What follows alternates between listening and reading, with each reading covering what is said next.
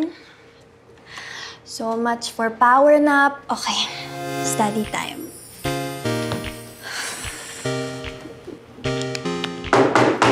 Hello, my beautiful and brainy niece. Ano ba yan? Enough na sa kasusub-sub mo dyan sa mga libro na yan. Kumain na muna tayo. Sandali lang ho, Chong Carlito ha. Kailangan ko po kasi tapusin to. May exams ako bukas. Anong Chong Carlito? Ano to, teleserye? It's Tita Carly, okay?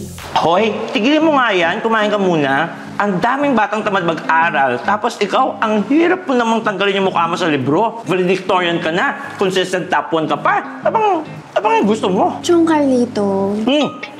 Tumigil ka. Meron tayong tinatawag na work-life balance. Ganon. Bitawan mo na yung libro mong yan and then lumabas ka with your friends. Ganon. Eh, wala nga po akong friends. Paano ka magkaka-friends? Eh, nagmumungha ka dito. 18 years old ka na, di ba? Mag-boyfriend ka naman, please. Diyos ko, talong-talo ka pa ng mama mo. Hindi ko po kailangan ng fan life or landian or kahit boyfriend. Hindi ka po ba masaya doon na hindi ako sakit sa ulo mo? Give ko naman sa'yo yun. Very good ka doon. Pero ang sinasabi ko lang, dapat yung brainy ka na, tapos fun-loving person ka pa. Ganon! Fine. Sige, susubukan ko. Anyway, meron ka po ba dyang naitagong vintage items? Kailangan ko po kasi sa school eh, para sa show and tell namin. Mga era nyo po, 60s, 70s, ganon. Hoy, Janie, tumigil ka ha. Bunga ka mo, pasmado ha.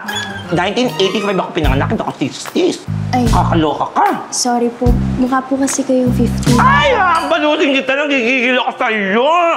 Andun sa taas, sa kwarto ng mama mo, andun lahat ng mga gamit niya nung buhay pa siya.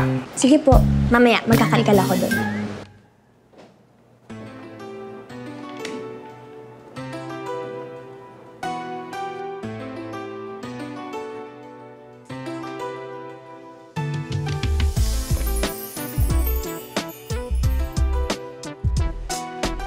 Diyos ko, ma.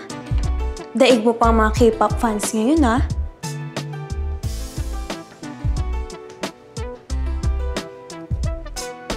So, ito pala ang ancient version ng video grids at fan signs.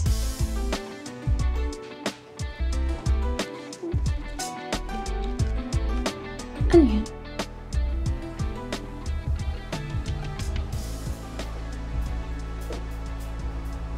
Wow! Preserve naman.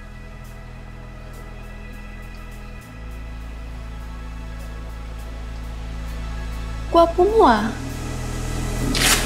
So, 90s heartthrob member ng B2B na boy band.